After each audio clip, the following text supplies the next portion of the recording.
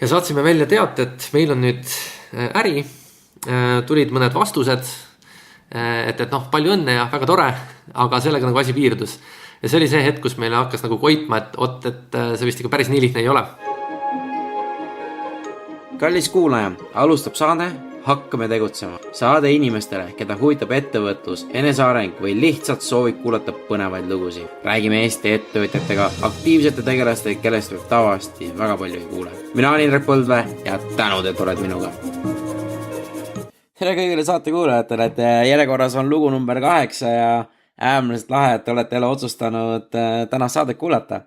Ma olen väga tänulik ja äärmiselt tore on ka näha saadete statistikat, et ma teen väikse kokkuvõtte peale 10. saadet, et kuidas minul need 3 kuud on möödunud, kuni see saade nagu see avalikustatud ja mis siin nagu juhtunud on, et peaks mainima, et äärmiselt põnevad ajad, ütleme niimoodi.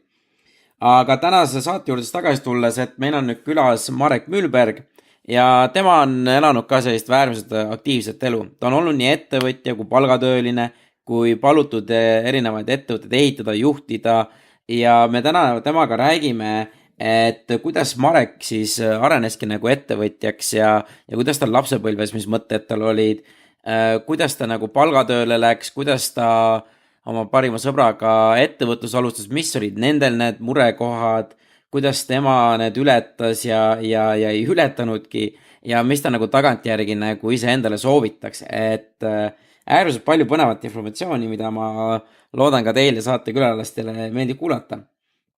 Ja rohkem infot teile siis leiate hakkametegutsema.ee.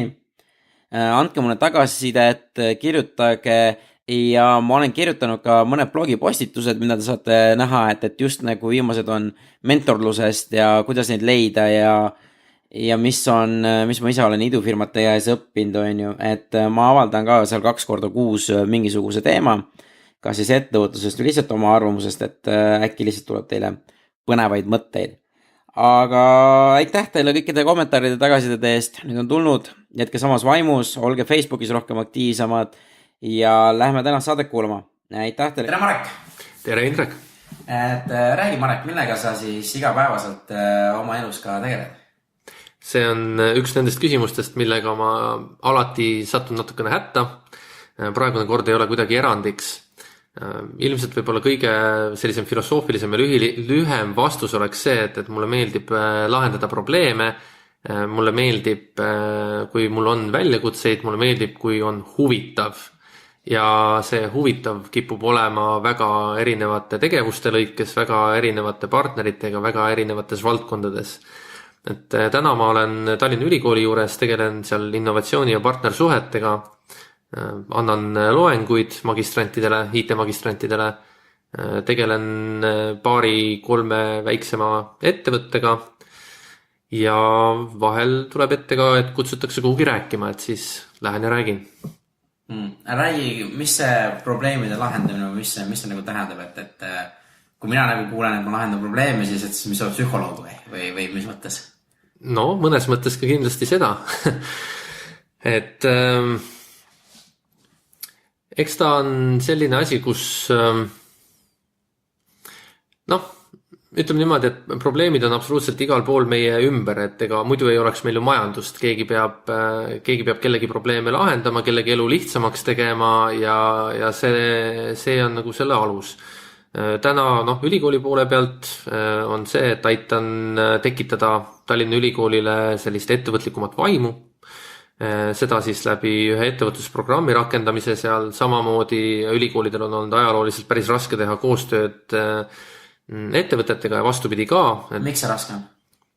Erinevad maailmad mõnes mõttes, et ülikoolis liigub aeg natukene aeglasemalt, see on protseduuriliselt juba ette nähtud niimoodi, et ülikoolis võtavad protsessid kauem aega, kui võtavad ettevõtetes, et see nüüd ei ole kuidagi midagi uut või halba, aga see on asi, millega tuleb arvestada ja et seda lahendada, siis tuleb natukene ühtlustada seda maailmapilti ettevõtete ja ülikooli vahel, et siis saame rääkida koostööst. Aga mis sa näed, mis see kõige suurem nagu, et keda tuleb rohkem koolitada, kas ülikooli või ettevõtteid, et see koostöö paremini sujuks või mõlemaid? Ma ei tea, kas ta isegi on koolitamise küsimus nii väga, vaid pigem just ma arvan, et isegi see teadvustamisest ei aita, et siin on protsesside ülesseadmine, mis sobib mõlemale osapoolele. Ehk siis me peame ehitama sellise koostöömudeli, milles mõlemale osapoolele sobib eksisteerida. Et see on mitte ainult Eesti probleem, vaid tegelikult ka ülemaailmselt on ülikoolidel ja ettevõtetel sarnane mure lahendada. Kas oli just see, et ettevõtlikumaks saamine, tegemine, et ülikooli? Jah, ütleme niimoodi, et on olemas selline termin nagu triple helix model või concept, et see tuleb Stanfordi ülikoolist, eesti keeli siis võib-olla kolmik helixi mudel, tähendab seda, et ideaalses maailmas ülikoolid, riik, ettevõtted teevad omavahel väga sellist tihedat seotud koostööd ja see koostöö siis nii-öelda tipneb selliselt, et kui riik loob keskkonna, kus on ettevõtetel ja ülikoolidel hea tegutseda, siis ülikoolid loovad seda nii-öelda uudset teadmist, mida siis ettevõtted saavad omakorda viia turule. Ja see on see, mida siis kõik ülikoolid suuremal või vähemal määral üritavad nagu tekitada, aga sealt edasi saab minna spetsiifilisemaks, eks ju, rääkida sellest, et milles see siis nagu väljendub, eks ju. Väljendub selles, et ülikooli, ütleme siis, tudengid, õppejõud, et nad oskaksid ka selle uudse teabe loomises osaleda kuidagi. Või et nad oskaksid seda nii-öelda siis mitte ainult osaleda, et nad oskaksid seda näiteks tekitada. Tudengite puhul me räägime ettevõtlusoskustest või ettevõtlikust mõtteviisist, teadlaste puhul räägime sellest, et nad ei jääks ainult oma nii-öelda sellisesse teoreetilisse raami kinni, vaid et nad tahaksid neid ideid ka realiseerida või mõtleksid selle peale, et kui ma nüüd millegi uuega välja tulin või midagi uut välja mõtlesin, et kuidas seda viia nii-öelda rohkemate inimesteni. Ehk siis, et kas see, mis sa välja mõtlesid, kas sellel on väärtust, kui tal ei ole tegelikult tarbijaid. Et võib-olla seda mõtteviisi ka natukene anda akadeemilisele poolele juurde. Aga kuidas sa näed seda, et sa ütlesid, et tudengitele ettevõtlikkuse vaimu ja ettevõtlikkus mõtlemist? Et kas sa näed, et praegu ülikoolides, kes tudengid ja need käivad, kas teil on piisavalt või seda siis mõtlemist või tegevust või mis see täpselt ka tähendab sinu jaoks? Ma ütleksin, et on huvi, aga ma ütleksin, et on ka hirmu. Et tahetakse proovida, tahetakse katsetada erinevaid asju, aga väga palju on seda tundmust, et mis nüüd mina või et ma ei ole üldse ettevõtlik inimene või et mul ei ole ideed või et mul ei ole neid oskusi, et isegi see teadmine või mõte sellest, et on okei tulla ja mitte midagi teada ja alles siis need teadmised omandada, et see on natukene võõras. Ma miks see nii arvad, kus see nagu ebakindlus meil nagu noortes, ma tean, mul endal oli samamoodi. Et lihtsalt ma pidingi need esimesed sammud võtma, aga see oli hästi keeruline. Aga kas sa näed seda noortes ikka samamoodi, et ongi see, et ma arvan, see kõige tüüpiline küsimus ongi see, miks mina või ma ei saa hakkama vaata? See on, selles mõttes on hästi naljakas, et kui inimestelt seda küsimust küsitakse mingitelt, ma ei tea, ekspertidelt või ütleme sellistelt arvamusliidritelt, et siis nad tavaliselt hakkavad väga nii-öelda filosoofilist juttu ajama ja hakkavad rääkima sellest, et kuidas maailma paremaks teha ja et kuidas lahendada mingisuguseid suuri küsimusi, mis meie ees seisavad ja kuidas pakkuda väärtust, eks ju. Need on need terminid, millest tudengid esialgu ei saa aru. Peaasjalikult seetõttu, et neil puudub kontekst. Nad ei saa aru, mida tähendab väärtuse pakkumine. Ja mis see tähendab? Eks ta tähendab seda, et me peame nagu me alustasime, et lahendame ära kellegi nii-öelda mure või lahendame ära kellegi probleemi, tegema maailma läbi selle paremaks. Aga mida ta nagu võib-olla noorte kontekstis tähendab, ongi see, et anda nagu põhjendus või põhjus sellele, et miks me üldse tööd teeme. Et see jääb kuskil punktis nagu tegemata. Ma ei tea, kas kõikides koolides täna ilmselt ei ole veel ettevõtlusõpet ja väga paljudel puhkudel on see ka võib-olla, ütleme, sellise lastetoa küsimus. Et kuidas anda inimestele need oskused, et nad saaksid maailmast paremini aru. Et see on tegelikult minu meelest see võtmeküsimus siin. Ja paremini aru saamine, see tähendabki seda, et kui sa lähed hommikul nüüd kell 8, 9, 10, mis iganes ajal tööle, et kuidas sa suudad endale ära põhjendada selle, et miks ma hommikul üles ärkasin, miks ma hakkan tegema seda, mida ma just hakkan nagu tegema ja see on see, mida need arvamusliidrid tavaliselt üritavad siis väljendada, kui nad ütlevad, et sa lahendad mingit probleemi või pakud väärtust ja nii edasi, eks ju. Aga väga lihtsas mõttes see tähendabki lihtsalt seda, et sa pead ise endale ära suutma põhjendada, miks sa nüüd seda asja teed, mida sa tegema hakkad. Ja võib-olla, mida ma näen tudengite puhul on see, et nad ei mõtle ilmtingimata veel nii ja nad ei taipa endalt küsida või endale öelda, et nad väärivad seda, et teha neid asju, mida nad tahavad teha. Et pigem on see mõttemall selline, et ma pean mingi hariduse kätte saama, siis ma saan minna tööturule, saan ideaalis head palka, eks ju, ja siis ma saan endale lubada seda elu, mida ma tahan. Et võib-olla seda tööd ei mõtestata nii palju, kui seda võiks teha, aga see võib ka olla puhtalt vanuse küsimus. Ja siin on väga palju asju, mida küsida, aga ma küsin seda, kuidas sina iga hommiku, kui sa üles ärkad või mida sina mõtled, kuidas sina põhjendad, mida sina praegu teed ja motiveerid ennast? Mulle tuli meelde sellega seoses on üks väga vahva blogija ja arvamusliider Mark Manson, oled kuulnud kindlasti, eks? Tema kirjutas ka ühe toreda artikli selle pihta, kuidas isegi ka kõige motiveeritumad inimesed osa ajast, ühesõnaga ta tõdes, et osa ajast on iga töö crap, et ei olegi ei peagi olema ilmtingimata alati iga hommik ja iga päev nauditav selles mõttes, et on teatud tükid sellest, mis on alati ebamugavad teha ja minu puhul on see lihtsalt see, et eks ma üritan endalt seda sama küsimust küsida, eks ju, miks ma nüüd üles ärkasin, kas ma olen õnnelik seda asja tehes, mida ma praegu tegema hakkan.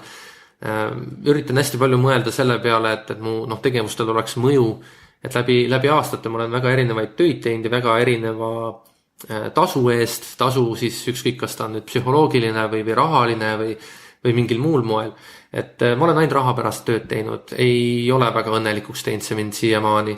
Nüüd, kui ma endalt küsin rohkem seda impacti või mõju omamise aspekti, eks ju, et kas ma suutsin oma tegevusega kellegi elu paremaks teha või mingit mõju omada, et see tundub olevat piisav põhjus, et hommikul ärgata.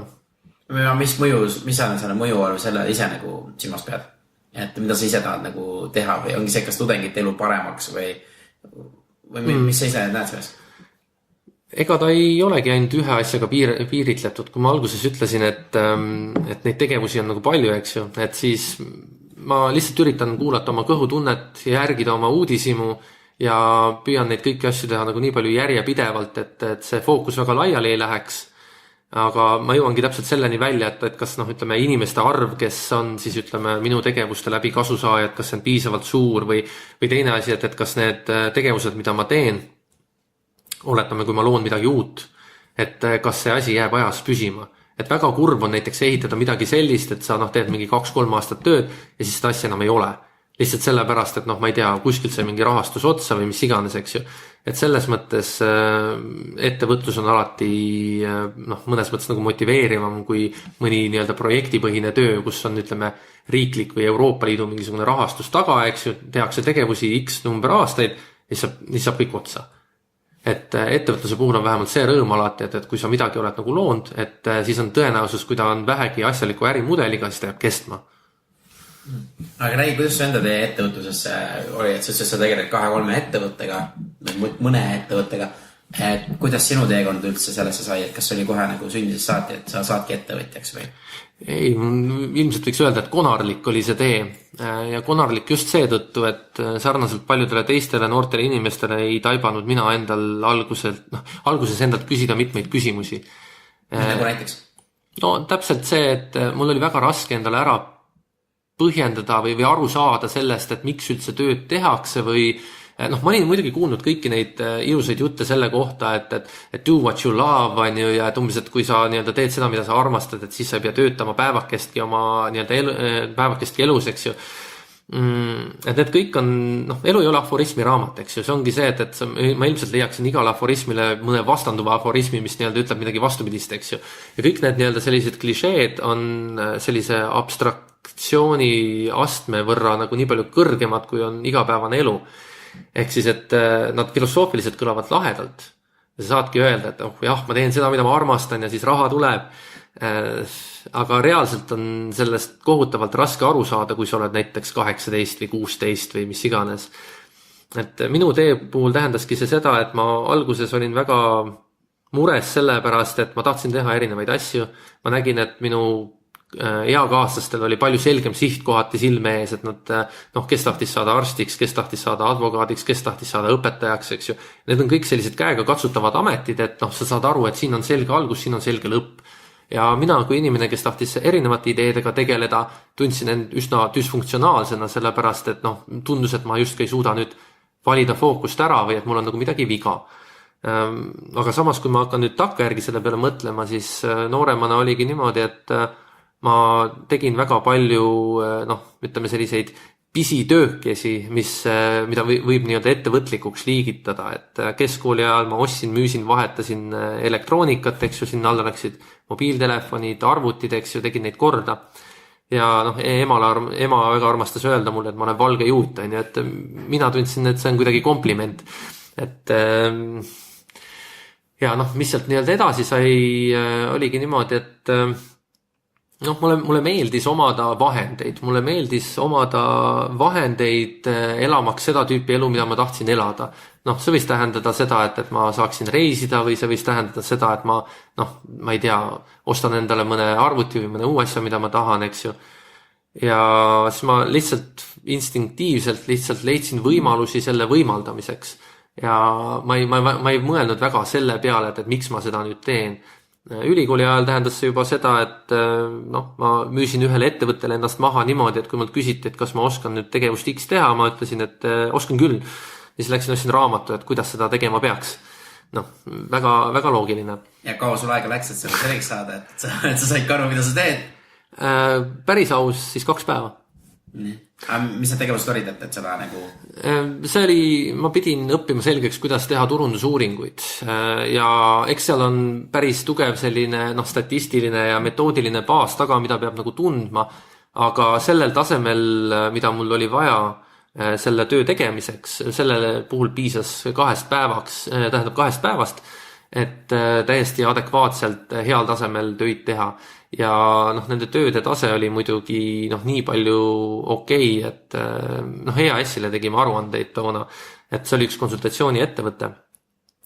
Ja mul õnnestus see protsess kuidagi nagu nii heaks saada või nii kiireks või nii standardiseerituks, et EAS-ist tuli mingi hetk kommentaar, et me teame, et kõik on nagu formaalselt korrektne ja ilus on, aga palun kirjutage midagi uut ka, sellepärast et neil on igav lugeda. Et selline kommentaar tuli sealt, et see oli selline võib-olla esimene kogemus millegi optimeerimise või standardiseerimisega. Napilt enne seda kogemust sai USAs käidud raamatuid müümas, nagu väga paljud noored on seda Eestis tänaseks teinud. See oli esimene läbikukkumine minu jaoks selles mõttes, et ma ei suutnud endale ära põhjendada seda, et miks see toode hea on. Enne Eestist äraminekut ma mõtlesin selle peale, et küll ma koha peal välja mõtlen. Tegelikult ei mõelnud. Päris aus oli see, et ma ühel hetkel istusin muru peal ja nutsin. Seda on nüüd takkajärgi jälle vahva mõelda. Aga tegu oli ühe minu parima kogemusega elus, mida ma ei vahetaks mitte millegi vastu, sellepärast et sealt ma sain rohkelt häid hoiakuid. Näiteks? Southwesterni inimestele õpetatakse seda, et kõige olulisem asi on graafik, schedule. Ehk siis, et kuidas sa oma päeva üles ehitad ja et kui sa nii-öelda pidevalt elad samas rütmis, eks ju, et siis sul on suurem nii-öelda ennustatavuse astega edu saavutamisel. Samamoodi sealt tuli kaasa väga positiivne ellu suhtumine, midagi sellist, mida Eestis väga harva kohtab. Samuti õpetati mis tähendab positiivne elu suhtumine? Kuidas see nagu on, kas öeldakse, et nüüd ainult mõtlegi positiivselt ja siis kõik läheb hästi või kuidas? Selle kohta on väga palju kriitikat tehtud, et see ei pidanud psühholoogiliselt väga hea inimestele olema, kui niimoodi öelda. Aga eks ta osaliselt ka seda tähendas, et mõte oli selles, et kui sa oled ise nagu positiivne, siis kiirgub sinu meeskonnakaaslastele üle ja nii edasi. Samamoodi kliendid saavad osa sellest, eks. Ja samamoodi, ühesõnaga see on selline nii-öelda ring, kus sa kõik taastoodavad nagu seda positiivsust, eks ju. See on see sama loogika, et sa oled 5 inimese keskmine, kellega sa kõige rohkem koos aega veedad. Ja kui need inimesed sinu ümber on positiivsed, siis see võimaldab ka sinul selles mindsetis püsida. see oli üks asi ja samamoodi õpetati nii-öelda põhitõed selgeks müügi osas, et see on numbrite mäng. Seal oli see, et sa pidid tegema, kas oli 20 või 30 kliendi demo päevas, käima ukselt uksele ja oli lubadus, et kui sa seda teed ja oma selle nii-öelda päheõpitud müügijuttu korrektselt maha loed, et siis on sul põhimõtteliselt 2 müüki garanteeritud päeva jooksul ja see vastas tõele. See tegelikult vastas täiesti tõele. Aga kuna mul oli see probleem, et ma tõesti ei uskunud sellesse tootesse, siis mul oli väga raske seda müüa. Ja minu jaoks see käik nagu lõppeski sellega, et ma vist äkki nädal aega enne programmi ametliku lõppu otsustasin, et lähen hoopis reisin natukene USA peal. Et tundsin, et see programm ise otseselt ei olnud võib-olla minu jaoks, aga need oskused, mis ma sealt sain, täiesti hindamatud ja ma olen kohutavalt tänulik Peep Vainule, kes võimaldas mul seda sammu üldse astuda, sellepärast et Peep oli see, kes laenas mulle selle sõiduraha, mille ma siis loomulikult hiljem kõik kinni maksin. Aga ilma selleta poleks mul seda võimalust olnud ja ma arvan, et ma oleksin hoopis teine inimene täna, kui mul seda kogemust ei oleks. Kuidas sul õnnestus Peebu käest selline laen saada või? See on nüüd ka selline asi, kus ei tahaks seda kindlasti nagu välja reklaamida selliselt, et see võimalus tänase päevani eksisteerib või et igaühel olemas on. Aga see toimus selliselt, et ma võtsin lihtsalt Peebuga ühendust, ma teadsin, et ta on sarnaselt varem Southwesterni inimesi ka aidanud ja kuna Peep on ise selle programmi läbinud kunagi, et siis tal oli see isiklik motivatsioon osasid inimesi aidata. Ja ega Peebul oli üks test minule, mille ma siis nii-öelda läbisin ja ma detailselt ei maini seda testi juhul, kui keegi peaks kunagi seda võimalust kasutama. Aga jah, et ta tuli mulle vastu ja ma olen sellest väga tänulik. Me muidugi vormistasime selle ka kõik legaalselt ja korrektselt niimoodi, et Peebul ei olnud põhjust ka muretseda, et oma raha tagasi ei saa. Aga tõesti, ilma Peebuta mul ei oleks seda võimalust olnud, nii et sõltumata sellest, et ma seda programmi täiel määral ei läbinud, usun ma endiselt, et see oli väga õige valik minu elus. Ja Southwestern oli siis nii-öelda üks etapp, eks ju, pärast seda oli siis mitte kommunikatsiooni, vaid konsultatsioonifirma, kus õnnestus natukene optimiseerimise ja standardiseerimisega tegeleda ja kus mulle pakuti ka võimalust saada ettevõtte osanikuks pärast seda, kui ma olin üsna kenasti siis need ettevõtte protsessid selle konkreetse lõigu osas saanud toimima. Aga olles täis nooruslikku sellist uljust, siis ma mõtlesin, et mis mõttes ma võtan vastu vähemusosaluse, maksan selle eest raha, teen ära kogu töö, eks ju, et see ei tundunud mulle toona hea võimalusena. Takkajärgi mõeldes võib-olla see oleks olnud väga nutikas samm, aga ma ei osa, lihtsalt sellepärast, et asjad on teinekord rohkem väärt, kui me pealt vaadates nagu tajume, et ettevõtte osalus iseenesest, kui seal on hea juhtkond, kui seal on kogenud meeskond taga, kus on olemas võrgustik inimestest, eks ju, sellel kõigel võib olla palju suurem väärtus kui see, et sa vaatad, et oi, et ma saan vähemusosaluse ja ma pean selle eest nagu maksma, eks ju. Ehk siis noor ja kogenematu mina vaatas sellele võimalusele täpselt selliselt, et aga mul on ju palju lihtsam omada 100% oma ettevõttest. Mis siis, et oletame, et ma ei mäleta, mis see protsent toona oli, aga oletame, et see oli 10, eks ju. Et ma võtan 10% kellegi teise ettevõttest, on ju. Aga kui sellele ettevõttele on näiteks miljonites ulatuv käive, siis võib-olla see 10% oleks olnud päris tark mõte, eks ju. Aga ma ei mõelnud toona nii. Ja oma ettevõtte asutamine sai siis alguse selliselt, esimese oma ettevõtte asutamine selliselt, et oli üks hea sõber, kellega koos me selle ettevõtte lõime ja tema oli ka omamoodi sellises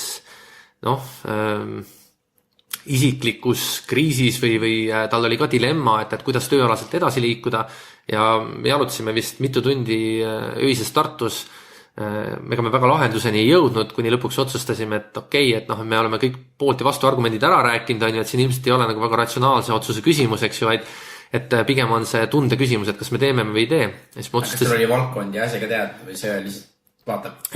See oli niimoodi, et ega me tegelikult valdkonnast väga detailselt toona ei rääkinud. Pigem oli see, et me mõlemad olime väga tehnoloogia armastajad, eks ju, tema oli küll IT-ettevõtja, või ütleme, et mitte IT-ettevõtja, vaid IT-taustaga rohkem, eks ju, ta oli väga andekas programmeerija, on tänaseni.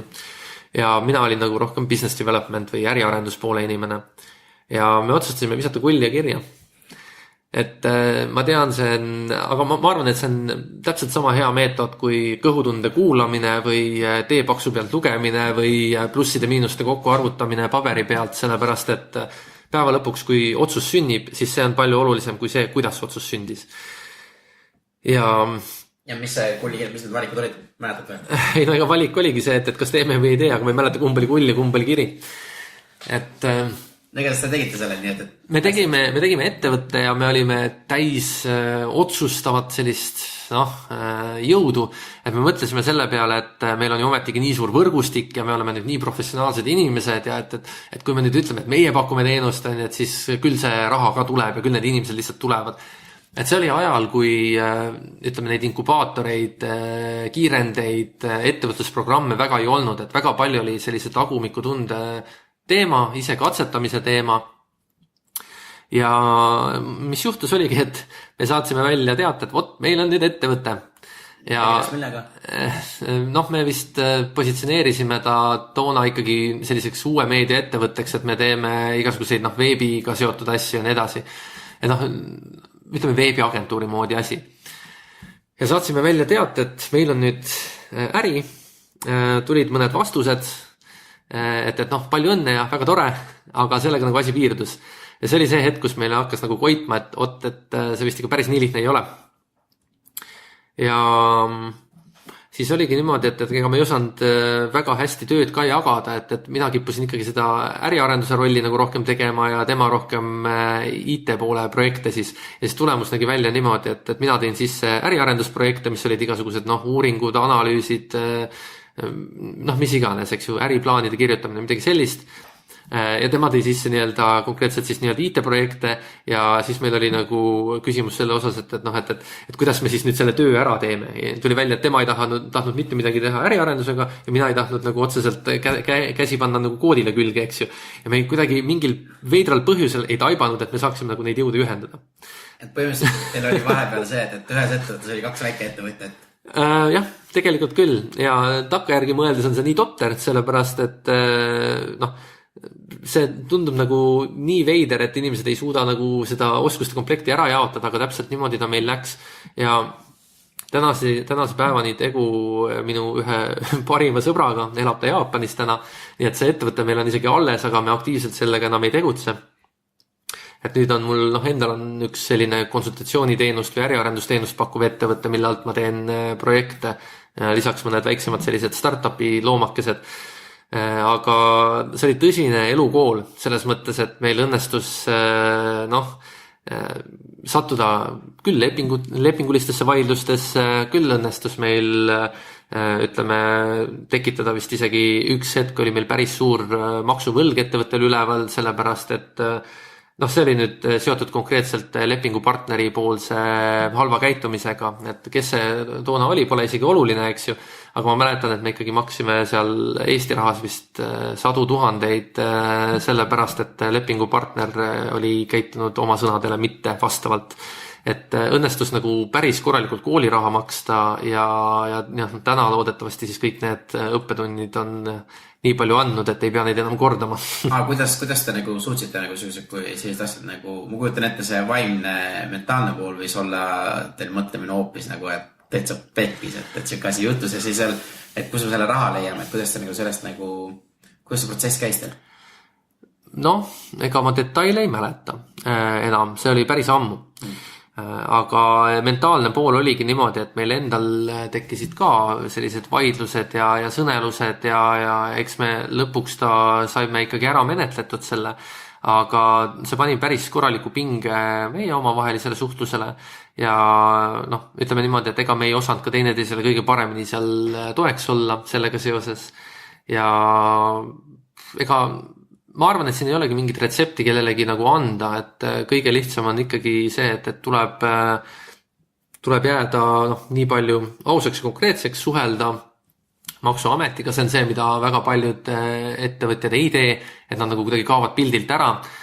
Meie seda ei teinud, me suhtlesime maksuametiga ja saime sinna mingisuguse graafiku kui ma nüüd õigesti mäletan, ja selle graafiku me õnneks saime ka mõistliku kiirusega ka nagu ära teenindatud, aga ja siin on isegi ütleme siis partneril oli toona nagu suurem roll selle nii-öelda mure likvideerimisel, et ei soovita kellelegi, aga kindlasti ütleksin seda, et see on riskid on alati nagu osa sellest ettevõtmisest ja ettevõtlusest, et sellega ütlengi, et seda annab võib-olla vältida siis, kui sa teed endale kõik nii-öelda maksunüansid ja küsimused hirmus kiiresti nagu selgeks, aga ma arvan, et teisest küljest jällegi seda ei saa kõikidelt ettevõtjatelt ka nagu oota, et enamus maksab kooliraha. Kooliraha tuleb alati ära maksta ja küsimus on lihtsalt, mis aja jooksul, millega seoses, et kui see nüüd ei ole, ütleme, tuksi läinud leping, kui see on hoopis, ütleme, mingi töötaja, mingi projekt, mingisugune muu asi, eks ju, see kooliraha kuskilt välja ilmub. Lihtsalt sellepärast, et oma valdkonna tundma õppimine või ka ettevõtluskeskkonna tundma õppimine võtab aega paratamatult. Ma oleksin väga ettevaatlik ettevõtja suhtes, kes ütleme, olles tegutsenud 2-3 aastat, tunneb, et tal on ütleme, kõik teadmised olemas. Et õige ettevõtja õpib ikkagi surmani. Aga kuidas teil õnnestus nagu omavahel need, ma saan aru, sul on ühe parima sõbraga tegid selle ettevõtte ja siis pingelised ajad, kuidas te omavahel seda suhtlust suutasite niimoodi, et olete siiamaani sõbrad, sest päris palju on tegelikult neid, kui sellised asjad tekivad, siis see sõprussuhe tegelikult kaob ja kuna raha on mängus, siis ju tegelikult see muudab ju inimese iseloomu nii palju, vaata. No me mõlemad, see ei olnudki lihtne, selles mõttes, et see võttiski ka aega ja ega me saime lihtsalt ühel hetkel aru ka, et ega meil kellelegi teisele seda kurba juttu ei ole ka nagu rääkida. Et täna on tegu lihtsalt nii-öelda ajalooga, küsimus on nagu ära lahendatud. Ma arvan, et me mõlemad tegime seal omalt poolt mingit tüüpi nagu eksimusi, aga ma arvan, et me saime ka sellest aru, et sõprus on selles mõttes nagu olulisem kui nüüd selle ühe ettevõttega seonduv. Et ettevõtteid annab nagu alati juurde luua, ettevõtteid annab lõpetada, alustada, aga sõprussuhetega on niimoodi, et kui on tegu ikkagi inimesega, keda sa tead aastakümneid, eks ju, selliseid inimesi uuesti enda ümber leida, tekitada on kohutavalt raske. Et siin ei ole ka mul kahjuks ühte konkreetset vastust, et ju seal võib-olla väike ime oli ka mängus, et meil nii hästi läks ja ilmselt ma pean ütlema sõbrale aitäh, et ta mind välja kannatas ja võib-olla on ka temala minule tänulik, et ma ütlesin mõnda asja, mida ma ütlesin või tegin mõnda asja, mida ma tegin, et aga seda ma praegu nüüd ei oska tema eest rääkida. Aga ma saan ikkagi aru, et see põhi on ikkagi selles, et kommunikatsioon oli nagu, et ja avatud siuke kommunikatsioon, et nii kuidas läks, siin ka rääkisite või? See kõlab nagu tekstiraamatust või õpikust, et reaalsus oli ikkagi see, et sai sõneldud, sai vaieldud ja mitte vähe ja ilmselt ka mõlemal oli hirm ja paanika ja nii edasi. Et need on need asjad, millest üldjuhul võib-olla väga ei räägita, aga ma pean ikkagi päris oluliseks, et ka seda külge nagu valgustada ja ma arvan, et neid lugusid on väga paljudel ettevõtjatel ja neid võiks ka rohkem kuulda. Aga nüüd, kui sa vaatad praegu tagasi ja oma elutarkusest selles, et mis sa ise endale ütleksid, kes oli sellel ajal praeguse tarkusega, et mis nõu sa annaksid talle? Ilmselt tahaksin soovitada rohkem toeks olla meeskonna liikmetel teine teisele, sellepärast, et ma arvan, et ma oleks saanud kindlasti olla toona rohkem toeks. Kas või nagu emotsionaalses plaanis, et ma olin liiga hõivatud ise paanikas olemisega. Ja igasugune ettevõtmine selles mõttes on ka ikkagi natukene selline peremäng mõnes mõttes, eks ju, et sa ei saa ära kaduda, sa ei saa ühesõnaga, isegi kui sa tahad kellelegi midagi näiteks ette heita, eks ju, siis päeva lõpuks see meeskond peab ikkagi selle küsimuse ära lahendama ja selleks tuleb leida nagu mingi lahendus ja selleks, et seda lahendust leida, peavad need kaks inimest suutma omavahel suhelda.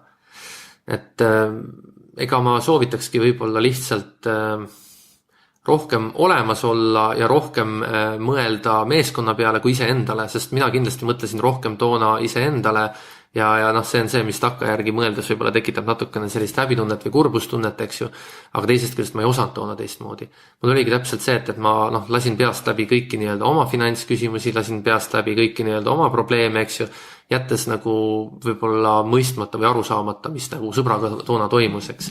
Et ega me võib-olla ei õppinudki kõige paremini koos töötama, aga samas tänase päevani on tegu inimesega, kellega ma läheks luurele ja kelle puhul ma tean, et kui ma näiteks tahan, ütleme mingit uut ettevõtet luua, siis mul on tema puhul absoluutne usaldus. Aga nüüd ma küsin niimoodi, et kui realistlikuks ise arvad, et see oleks, kui võtame selle 7-8 aastat tagasi olnud sina ja keegi siuke vanem tuleb ütleb, näe, sa võiksid siukseid asju nagu mentordada sind, kui tõenäoline on, et sa oleks võtnud seda ka kuulda ja... Ma arvan, et oleks küll olnud tõenäoline, aga seda kõike tuleb ka hästi selgitada siis, sellepärast et mis on näiteks nende igasuguste ettevõtlusprogrammide sisu ja mentordamisprogrammide sisu. Väga palju räägitakse case study'dest või näidiskaasustest, kus siis tuuaksegi välja ütleme konkreetse näite puhul, kes tegi mida oleks võinud teha, et eks ta on natukene ikkagi selline olukord, et sa reaalselt saad oma küsimusele vastuse siis, kui sa selles olukorras oled. Aga sa oled kindlasti palju paremini ettevalmistatud kui ütleme see inimene, kes ei ole absoluutselt saanud mingit nagu nõu või mentordamist, eks ju. Ehk siis, et arusaam valikutest või arusaam vigadest või ütleme arusaam headest valikutest, eks ju, et see annab sulle võimaluse või arsenali, mille hulgast valida. Ehk siis, et sa saad kasutada teiste kogemusi, teiste vigu, teiste nii-öelda eduelamusi, eks ju. Et loomulikult need ei kehti ideaalselt iga näite puhul, aga ma arvan, et need sobivad kindlasti arsenali täiendamiseks. Aga ütle mulle praegused nagu mingi, ma tean ise nagu, et me oleme kõik väga paljud olid, kes suht järelepäised vaata. Et ma teen oma ettevõtet, ma tean täpselt, kuidas ma teen ja mida teised siia tulevad rääkida, ma ei ole sükest asja teinud. Ja sellest ma mõtlengi on suht palju nagu sükest mõtlemist, aga kus on näiteks praegu mingid ettevõtjad või kes alustavad, kus ise nagu arvad, et nad võiksid nagu rohkem nagu just abi saada või paljud ei oska küsida, vaata, mõtlevad ka, et ma teen ise, ma pusin ise või siis kes mina olen, kes niikuinii neil ei ole kellelgi aega minuga nagu tegeleda või niimoodi. Ma arvan, et see viimane hinnang on natukene selline kurb Eestis, et väga palju on meil juba tublisid ettevõtteid, kes on nõus tulema ja kohvi jooma, ütleme, et tegu on sinu valdkonna inimesega või ütleme seotud valdkonna inimesega, väga harva. Ma arvan, et ma olen saanud oma ajaloo jooksul võib-olla mingi 10 kutset tulla kuhugi nii-öelda kohvi jooma.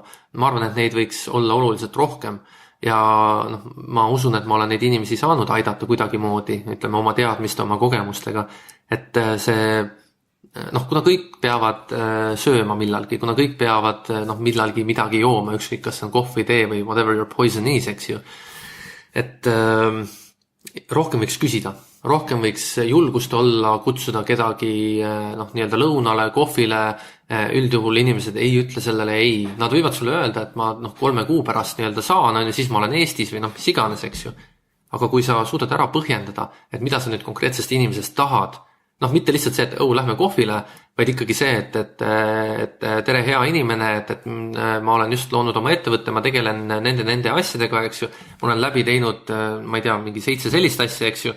Ma olen nüüd jõudnud nagu punktini, kus ma ei ole päris kindel, kuidas edasi minna, aga ma usun, et sinu kogemustest oleks mulle palju nõu, et ma tahaksin küsida sult näiteks 3 asja kohta, et kas meil oleks võimalik minna kohvi jooma. Seda siis oled andnud üsna spetsiifiliselt edasi, mida sa ootad sellest inimesest, eks. Ja seda siis saab ta ka võib-olla näiteks ette valmistuda või ühesõnaga, siis ei ole see selline nii-öelda sõbrasuhet, et lähme istume maha joome kohvi, vaid et inimene saab kohe täpselt aru, mida tast tahetakse. Ja see on minu meelest väga aus, et sellisel juhul ei öelda praktiliselt mitte kunagi ei. Ja samamoodi kasutada siis sellist introde tegemise võimalust, et palud kellelgi tutvustada teid või omavahel tuttavaks teha, et kui sul endal seda kontakti ei ole, et siis see on ka hea tava. Samuti meil on väga palju ettevõtluse edendamise või ettevõtlusoskuste edendamise programme, on ju, alates ülikoolide starteri programmist, lõpetades siin erinevate kiirenditega, inkubaatoritega, eks ju. On see nüüd Tallinna inkubaatorite programm või Loov Eesti programm või Tehnopoli programm või mõni näiteks Startup Wisecasei taoline programm, eks ju.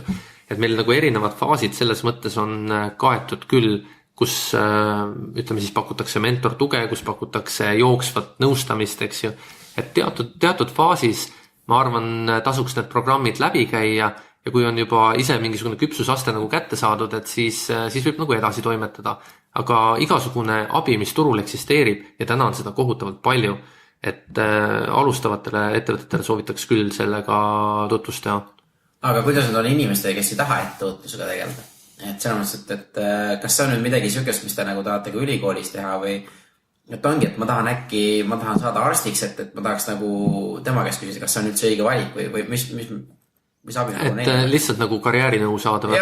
Ja sükest, et samamoodi mentordamist, miks mitte mul ei või olla elumentor või midagi sükest, et kas see on süke, mida nagu ka ülikoolis nagu rohkem nagu tahetakse teha, et ongi see, et uuri välja, kelleks sa nagu saada tahad ja kuidas siis räägi oma valdkonna spetsialistidega, mitte see, et ma näen, et paljud inimesed ei tea, mida nad üldse ülikooli õppima tahavad minna.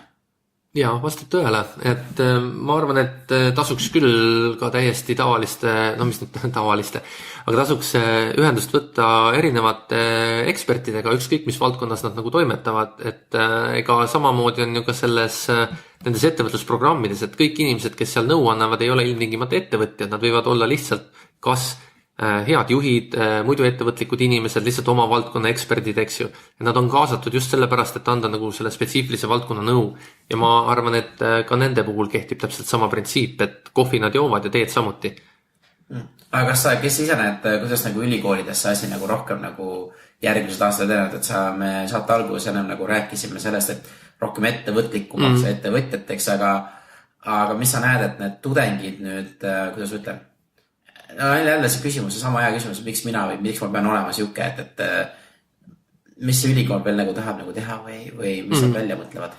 No ülikoolid on võtnud tõesti hoiaku, et peaks võtma või pakkuma nagu rohkem sellist ligipääsu ettevõtlikkuse, ütleme, oskustele ja seotud teadmistele ja et sellega seoses on ju ellu kutsutud see sama starteri programm, eks ju, et on nüüd aastani 2018 kindlasti, rakendab seda 8 ülikooli, ütleme, kes omakorda üritavad kaasata ka ütleme, rakenduskõrgharidusasutusi, kutsekoole ja nii edasi.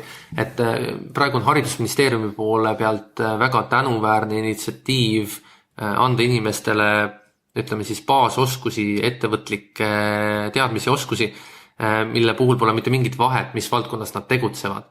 Et see võib-olla ongi nagu osa vastusesse küsimusele, et polegi vahet, mida sa tahad nagu valdkondlikus mõttes elus teha, et sa võid ju ka, me ei saa eeldada, et 18-aastane inimene teeb pädeva valiku tervema ülejäänud elu osas.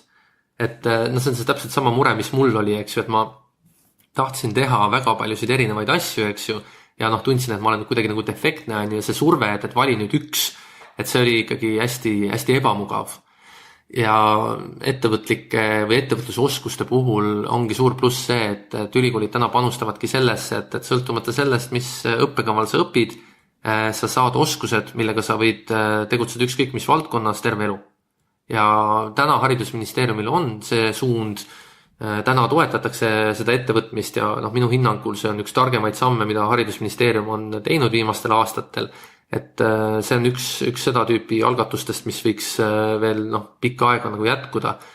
Lisaks seetõttu, et see annab sisendit kogu ülejäänud ettevõtluse ökosüsteemile, eks ju, tugiorganisatsioonidele. Et isegi kui need inimesed ei hakka looma kohe ettevõtteid või ei tule sealt meeletuid startup'e, mis on üsna tõenäoline, et nad nii varajases faasis ei tekigi, siis ma arvan, et kõik need inimesed, kes selle programmi läbi käivad ja keda tänaseks on 1,5 aasta jooksul tekkinud üle 500, et siis need inimesed on eluks palju paremini ette valmistatud kui ütleme inimesed, kes ei ole seda tüüpi programme läbi käinud või kes seda tüüpi oskusi ei oma. Sa ei pea selleks hakkama ettevõtjaks, kui sa selle programmi käid läbi. Küll aga sul on nii palju kindlustunnet, et sa saad igal juhul hakkama tulevikus. ja, aga ma küsin veel seda, et mis sinu silmis see tähendab ettevõtlikkus, et inimene on ettevõtlik, mis sa selle all mõtled? Ükskõik mida, see on kõlas hästi filosoofiliselt ja umbmääraselt, aga selles mõttes, et ettevõtlik inimene on ikkagi see, kes näitab üles initsiatiivi, tahab tegeleda millegi parendamise või loomise nimel, kellegi aitamise nimel, eks ju, et ta näitab üles seda initsiatiivi. Et see on natukene nagu ka minu enda lugu, et ilmtingimata ei pea me endale looma osaühingut või mõnda, ma ei tea, aktsiaseltsi, eks ju, või asutama startupi, eks ju. Et väga ettevõtlik võib olla ka, ma ei tea, heategevuses või väga ettevõtlik võib olla projektipõhiselt või ka oma põhitöökohal täiesti tavalises ettevõttes, eks ju. Et ettevõtlikkus on ikkagi selline mindset või ellusuhtumise viis või elustiil, et sa valid mitte olla see passiivne ohver, kellega asjad lihtsalt juhtuvad, vaid sa oled ise nii-öelda osa sellest, kes tekitab seda juhtumist. Ma lihtsalt tahtsingi nagu seda rohkem nagu välja tuua, seepärast on üks osaga on see, et me võime nagu ise enda elu hästi kiireks teha, aga see tähendab, kas see ka produktiivsuses on taga. Et ma võin seal nagu väga palju, et see on nagu ettevõtlikkus, et see on nii oluline teada saada, et see, et mu terve päev on koosolekuid täis ja ma teen mingeid asju, et kas seal on ka seal mingisugune nagu tulem taga. Nõus, eks ma olen ise selles patus ka süüdi, et teinekord on väga raske öelda ei mingisugustele pakkumistele ja ühtäkki avastada, et kogu kalender ongi hommikust õhtuni kohtumisi täis ja kogu see nii-öelda enda suutmatus kalendrit kujundada tuleb kinni maksta siis oma tervisel, perel, lähedastel, eks ju, sõpradel. Et see kindlasti ilmtingimata ei ole ettevõtlikkus või ettevõtlus, et ilmselt fookuse valimine varem või hiljem on see, kuhu inimesed välja jõuavad ja ma arvan, et see on loomulik protsess, et kui alguses proovida väga paljude erinevate asjadega tegeleda, siis ühel hetkel me jõuame selleni välja, et mõned asjad meeldivad meile ikkagi natukene rohkem. Ja see on ilmselt seotud ka päris palju sellega, et seesama karjääri valik päris varases eas, kui ütleme noortelt eeldatakse, et vali nüüd ära, et mis ülikooli sa lähed või mis kutsekooli või mis rakenduskõrgkooli sa lähed, mis eriala sa hakkad omandama, eks ju. Et sa paned selle 18-aastase inimese sellisesse nii totrasse olukorda, kus ta nii-öelda täiesti puuduliku info põhja pealt või puuduliku info pealt peab otsustama siis sisuliselt oma elu ära. Et ma arvan, et see on väga vale konstruktsioon või väga vale lähenemine elule ja asjadele. Et reaalsem on ikkagi see, et see noor inimene proovib enne oma 500 asja ära, ja siis tal on taustsüsteem. Siis ta saab aru, et talle meeldib teatud tüüpi küsimusi või probleeme lahendada, eks ju, ta saab rohkem nendega tegeleda. Ja seda nii-öelda katsetamist, läbikukkumist, seda oleks nagu võib-olla natukene vaja siis soodustada. Ja kuidas seda võiks soodustada? Ma arvan, täna tehakse juba päris head tööd selle osas, et need samad ülikoolide ettevõtlusprogrammikesed ja kogu meie ettevõtluse ökosüsteem või tugistruktuurid, et ma arvan, et ei ole lihtsamat või paremat aega Eesti ajaloos olnud ettevõtlusega tegelemiseks. Et nii palju infot nagu täna jagatakse, sellist aega nagu ei ole olnud meil. Ja mõtlengi, et kui oleksid olnud need inkubaatorid, kiirendid, tugiorganisatsioonid sellisel kujul olemas, nagu nad täna on, kui nad oleksid olnud seda, ütleme seal 2000-ndate alguses, eks ju. Nad eksisteerisid, eks ju, aga nende nähtavus oli palju vähem, et väiksem, eks ju, et ei olnud nagu sellist poliitilist tahet, ütleme, majanduse arendamiseks või selge fookuse valimiseks toona veel niimoodi olemas. Et võib-olla oleks mu enda lugu ka täna natukene teistsugusem, aga ma arvan, et täna on juba päris hea olukord, küll aga võiks natukene vaeva näha sellise üleüldise mentaliteedi muutmise või suunamisega selles osas, et soodustada seda sama läbikukkumist, katsetamist, proovimist, et seda tajutaks nagu loomuliku protsessina, et seal oleks seda hirmu sees. Sest ma ise olen samamoodi tundnud seda hirmu, et millegi uue ees, eks, et ma ei tohi jumala eest läbi kukkuda. Et kui ma nüüd olen näiteks ettevõtja, et seni ma ei tee endale veebilehte, kui ma olen 100% kindel, et mida ma siis nüüd ikkagi pakun, või et ühesõnaga, et sa ei julge endale kleepida seda ettevõtte nime külge või oma toote nime või teenuse nime külge enne, kui sa oled täiesti kindel, et ma nüüd valdan seda asja või et ma olen nüüd õige valiku teinud. Et inimestel, noortel kipub olema natukene selline asjade taustal hoidmise soov, et ma katsetan, küll ma teen, küll ma lõpuks midagi nii-öelda valin ära, eks ju, et iseenesest see on õige ja seda peakski nagu tegema, aga sealt tuleks kunagi välja jõuda nagu selleni, et sa ütledki, või et sa võtad selle vastutuse, ütledki, et mina olen see inimene, kes teeb seda asja või et kes tegeleb selle ettevõttega või selle ideega ja nii edasi, aga see on psühholoogiliselt hästi raske, et siis sa nagu võtad endalt justkui valikuvõimaluse ära, eks ju. Aga jah, seda nii-öelda mentaliteet võiks rohkem selles katsetamise suunas liikuda, aga suunaga sellele, et lõpuks ka see otsus tehtaks, aga teadlikult. Mitte niimoodi, et ajalise sunni najal, et oi, et ma olen 18 täis ja ülikooli sissevõtmine lõpeb maikuus, on ju, et mitte niimoodi. Et natuke rohkem aeg iseenda jaoks ja samas nagu üks küsimus, mis mina nagu endale nagu paneks julge, et mõttes rohkem, et mis mul ikka kaotada on, vaata. Ega ei olegi. Samas kui palju võita on, vaata. Tegelikult pole sellel mitte mingit vahet, kas sa lähed ülikooli nüüd kohe keskkoolipingist või sa ootad aastakese või sa reisid vahepeal või proovid paari tööd teha, eks ju. Et küsimus ongi selles, et mis oskusi sa endas kujundad ja mida sa vahepeal tahad läbi katsetada. Et nende läbi katsetuste osas võiks nagu plaan olla siiski. Et inimesed täiesti tavaliselt ütlevadki, et aga ma ei tea, mida ma tahan.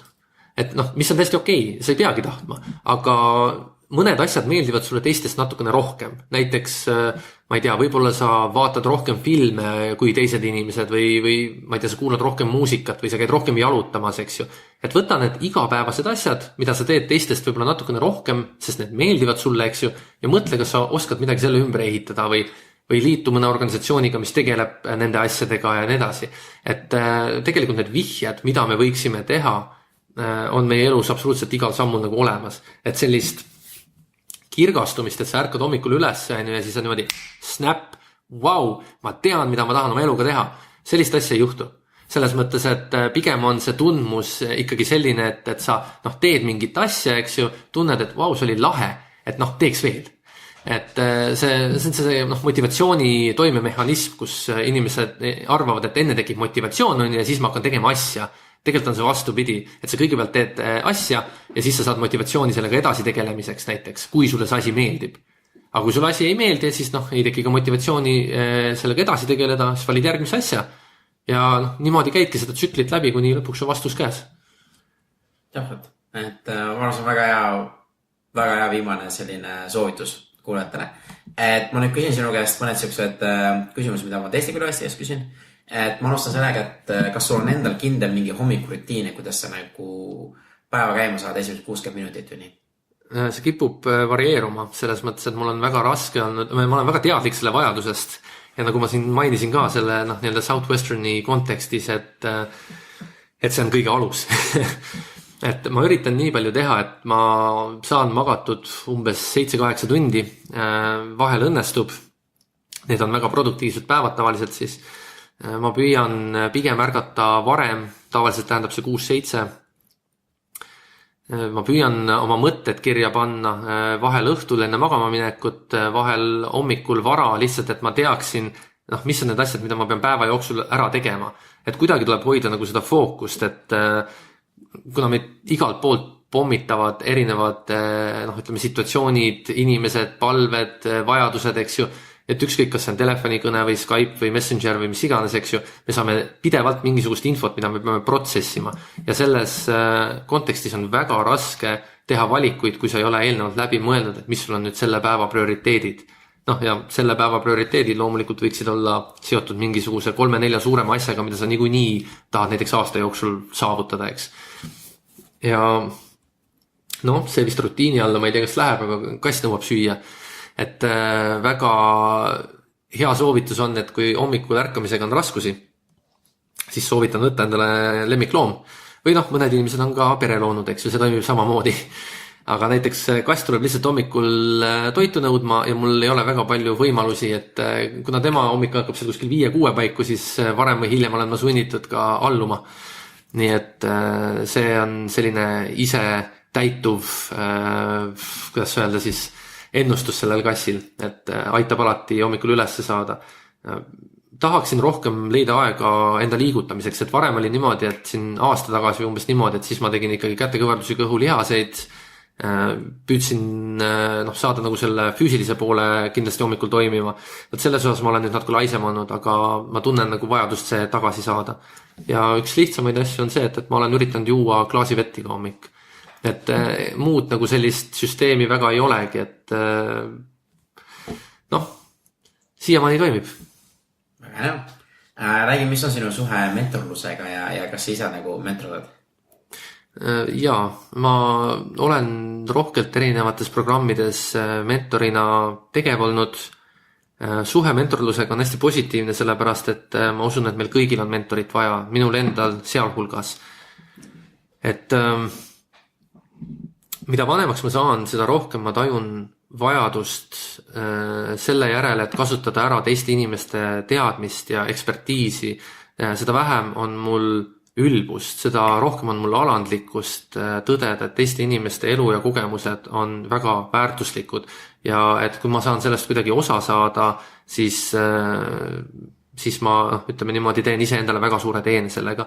Ja ma olen üritanud seda ka vastu pakkuda nii hästi või halvasti, kui ma seda oskan. Et see läheb kokku selle sama soovitusega, et kui teil on võimalik või kui te näete vajadust või teil on tekkinud, ütleme, arengutakistus kuskil, eks ju, et siis alustaval ettevõtjal ükskõik mis faasis ta parasjagu on, võiks alati olla keegi nõuandjana kõrval. Lihtsalt sellepärast, et keegi on 20, 30, 40 aastat tegutsenud mingis valdkonnas. Meil on alati võimalus seda ise kõike läbi elada ja lõpuks tõdeda ka, et me oleme 20, 30, 40 aastat tegutsenud selles valdkonnas. Aga kui meil on võimalik nendelt inimestelt, kellel on see kogemus, see kätte saada ilma ise neid vigu tegemata, eks ju, kiiremini, eks ju, siis see tundub väga mõistlik lahendus. Pluss veel, sa säästad nii palju aega. Säästab väga palju aega ja mentorite endi pluss on see, et kui keegi mõtleb, et mentorlus on ainult nagu selline hästi heategevuslik, siis mentori väärtus on sageli see, et ta tahab ka võib-olla olla seotud näiteks erinevate ideedega või ta tahab näiteks näha kõrvalt, kuidas üks või teine või kolmas idee toimib, sellepärast et me kõigi elupäevad, tunnid, ööd, päevad on piiratud. See tähendabki seda, et kui sa saad mentorina vaadata kõrvalt, et kuidas 10 ideed arenevad, eks ju, ilma ise võib-olla otseselt riskimata, see on kohutavalt suur õppevõimalus ka mentori jaoks, et see on alati mõlemapoolne. See ei ole mitte kunagi see, et keegi teeb sulle nüüd suure teene, eks ju, aga samas ei saa ka minna mentori juurde ja öelda, et kuule, me siin katsetame sinu jaoks seda, eks ju. Et ikkagi sellise elementaarse suhtluse normid ja vormid jäävad ikkagi pädema. Kui sul oleks võimalik panna üks plakat siia Vabaduse väljakul Raekoja platsi, mis oleks mitte reklaam, aga et inimesed näeksid, mis seal kirjas oleks? Ma arvan, et mõelge oma peaga. Selles mõttes, et meie ümber on nii palju inimesi, kes väidavad teadvat, kuidas maailm töötab. Ma tahaksingi öelda, et tegelikult keegi ei tea. Et kõik on väga katsetamis, läbiproovimispõhine. Ja kõik need artiklid, mis räägivad sellest, et 6 meetodi, kuidas teha tegevust X või vaata, kuidas need miljonäärid hommikuti ärkavad on ja või mingite, ma ei tea, rikkate inimeste 7 harjumust, eks ju, mis tegelikult on siis selline clickbait või selline nii-öelda klõpsamisele või avamisele suunatud pealkiri, eks ju, erinevates ajakirjades, väljaannetes. Et see tegelikult on lihtsalt mingisugune kellegi poolt kokku pandud paar head mõtet, isegi kui need inimesed, isegi kui need juhid on need mõtted välja öelnud, siis see on nende tarkus. See, et kui sina hakkad iga hommik kell 5 või kell 6 ärkama üles, ei tähenda seda, et sa automaatselt saad meeletult rikkaks. Et põhjus, miks seda varajast ärkamist tehakse, ongi ju lihtsalt see, et inimesed otsivad seda momenti, kus keegi neid ei sega. Kus nad saavad tegeleda rahulikult kas oma järgmise päeva planeerimisega või järgmise aasta planeerimisega või nii-öelda mõtlemistegevusega, et nad võtavad eraldi aja mõtlemiseks, eks. Et see on see, miks nii-öelda, see on funktsionaalne. Nad ärkavad funktsioonipõhiselt, mitte lihtsalt see, et ärkamise enda fakt. Ehk siis, et mina soovitan mõelda oma peaga ja olla hästi kriitiline kõikide nende teiste inimeste soovituste suhtes ja valida ikkagi lõpuks need meetodid, mis iseendale sobivad. Sellepärast, et need on ikkagi iga inimese puhul erinevad. Mis on üks soovitus, mida sa soovid kuulajatel tegema hakata vahet ei ole, mis eluetapis, et mis ikkagi aitaks kõik edasi näiteks? Rohkem tegemist, vähem mõtlemist, selles mõttes, et ma olen ise selle vastu elus päris palju eksinud ka, et ma olen otsinud erinevaid põhjuseid, miks ühte või teist asja oma elus edasi lükata. See ei ole olnud teadlik, see on pigem olnud niimoodi, et ma teen enne ära need 4 asja või et mul on praegu see asi on olulisem ja mis vastab tõele. Selles mõttes, et sul võibki olla mingitel hetkedel, ütleme teisi prioriteete. Aga kui me räägime ettevõtlusest või mõne idee katsetamisest ja nii edasi, eks ju, siis tegelikult ütleme ideaalses maailmas ma oleks võinud alustada eile, aga täna on järgmine parim võimalus. Ja kui sa vaatad siin turu peale, mõtled, et oi, et mu idee on juba võetud ja nii edasi, see on ka asi, mida ma paneksin inimestele südamele, et ärge võtke nii tõsiselt seda. Selles mõttes, et kui üks kohvik on juba Pärnus olemas, siis ei tähenda, et Paidesse ei tohiks järgmist teha, eks. Et sama on kõikide muude ideedega ka. Et katsetage, proovige ja lihtsalt võtke kätte ja tegutsege. Et ärge jääge ootama, et homme ei ole parem, ülehomme ei ole ka parem. Väga hea.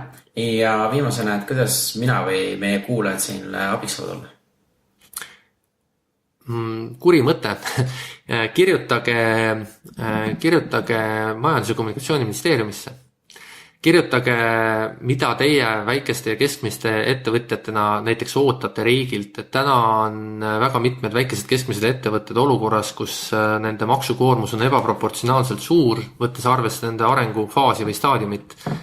Et mujal maailmas on olemas mitmeid maksuerisusi, mis aitavad alustavatel ettevõtetel saada nagu sellest algfaasist kiiremini üle, et võimaldada neil kiiremini kasvada, eks ju. Eestis täna seda võimalust väga hästi veel ei ole. Et ma soovitan suhelda MKM-iga, meie esindajatega Riigikogus, panna neile südamele, et need on asjad, mida meie ettevõtjatena tahame. Et minu meelest on nagu väga vale kurta, et asjad on halvasti ja siis ise mitte nagu astuda samme selleks, et seda kuidagi nagu paremaks teha. Et ja loomulikult, et kui teil on idee, siis tõmmake see käima ja kui te vajate abi, siis võtke ühendust kas minuga või mõne muu inimesega, keda te näete, et saaks teid aidata. Väga super, aga aitäh, Marek. Aitäh, Indrek. Jälle üks osa kuulatud ja tänud Marekule oma põnevate lugude ja aja eest, et see oli hästi lahe. Ja ma loodan, teil kõikidel tekkis mingisuguseid uusi mõtteid või suundi, et Marek ise on väga hea mentor ja ta on väga palju nagu läbi elanud ja teinud. Ja soovitus ka nagu teile kõigile, kes te seal mõtlete, et kellel on oma idee või asi, et ärge hoidke oma ideed ise endale ja ärge tehke midagi üksi. Et kui teil on mingi idee, rääkige sellest kellelegi, otsige keegi, kes teid toetab või teisi inimesi, kes on selle teekonna läbinud juba. Et teil on palju lihtsam, palju kergem, sest keegi ei hakka teie ideed varastama, tegema, et seda ei tasu nagu näiteks üldse karta, üks põhiasi, mis ma kuulen, et ei tasu rääkida, et kindlasti soovitan. Ja nagu mainitud, lisainfot leiate hakkametegutsema.ee, kirjutage, joonistage, saatke mulle postkaarte, kui aadressi leiate ja ma väga ootan seda kõike ja kindlasti pange mulle kommentaare Facebookis ja niimoodi igal pool, et mida aktiivsem on, mida rohkem saan teada, mida te õpite, seda ägedam on. Aga selleks korraks kõik ja järgmine kord on meil külas uus põnev inimene, kes räägib oma ettevõtluskogemusest ja olge positiivsed, olge rõõmsad, aidake teisi ja järgmiste korradeni.